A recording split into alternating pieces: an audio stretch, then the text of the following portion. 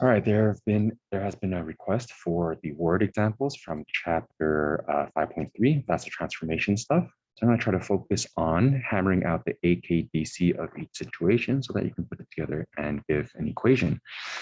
The first question, again, the answer keys are online, but you might not be able to follow the thought process of it. So here it is. Okay, a child on a swing reaches his max height of 1.8 and the minimum height of 0.5 1 second after. So for max to min height, it's 1 second. Just get an idea of what's happening. This is a child on a swing. The child will reach a max height of approximately 1.8 before reaching a minimum height of 0.5 and then reaches a maximum again and reaches a minimum again. Long story short, you could think about this as a periodic motion where the max height is 1.8 and the min height is 0.5, which automatically tells you the middle. And then we can work out where the curve starts and where the curve ends based on the information given. Let's open up a whiteboard. So I know that the max is going to be 1.8, and I know that the min is going to be 0.5. What you also know is that if this is supposed to be periodic, going from max to min, then back to max, that's going to be one period. But I also know that from max to min, which is half the period, is going to be 1 second. So how long does it take to go from min back to max? It's going to be 1 second. The new period we're dealing with is going to be 2 seconds. All right, so let's hammer this out. My maximum is 1.8, and here's my dotted line. My minimum is 0.5, here's my dotted line. The mid is going to be an average of these two, so 1.8 plus 0.5, 2.3 divided by 2, 1.15. I also know that the ride, I'm going to assume, just because we talked about it this way, it goes from a max to a min in 1 second, and therefore it will go from a min to a max in 1 second, which means we're going to pass the transverse axis. It's going to be something like that. My amplitude is going to be absolute value of 0.65. My k value, which is going to be my old period divided by my new period, in other words, 2 pi divided by 2, is going to be pi. My c value is going to be 1.15, because that's the transverse. And the d value really depends on whether I am going to be using a sine function or a cosine function. Well, part B of this question actually asks for both. Let's start with the cosine, assuming this is my graph. Okay, if we were doing a cosine function begins with the maximum.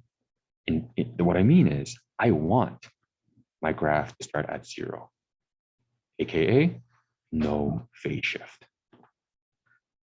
So my height based on t is going to be amplitude of 6.5 cosine, k value of pi, x minus d, which is minus 0, plus 1.15.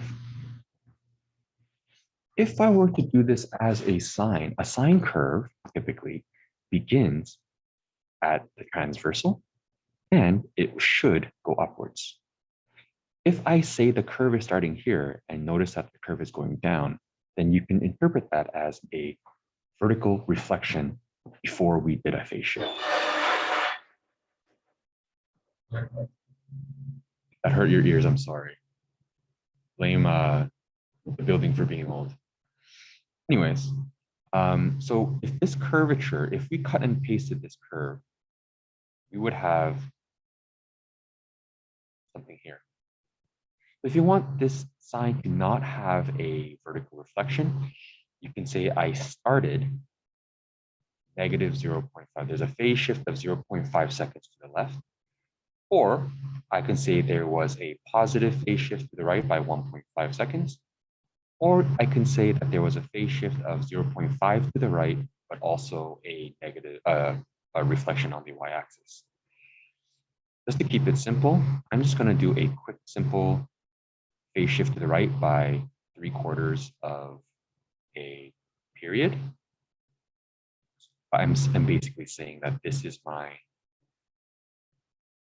real curve, which means my function should be pi x minus 1.5 seconds plus 1.15.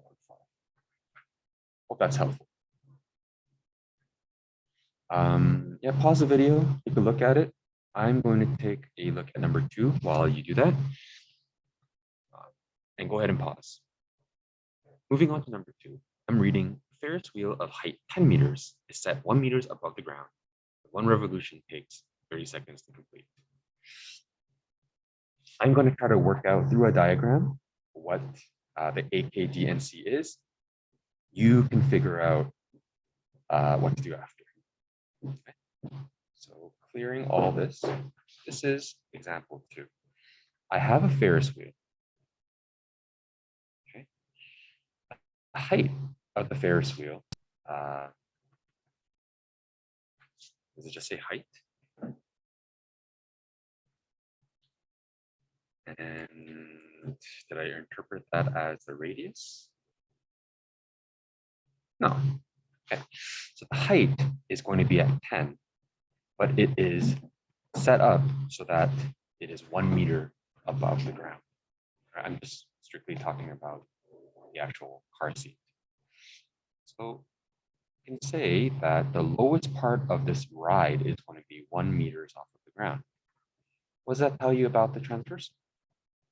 Well, the average of 10 and 1, so 11 divided by 2 is going to be 5.5.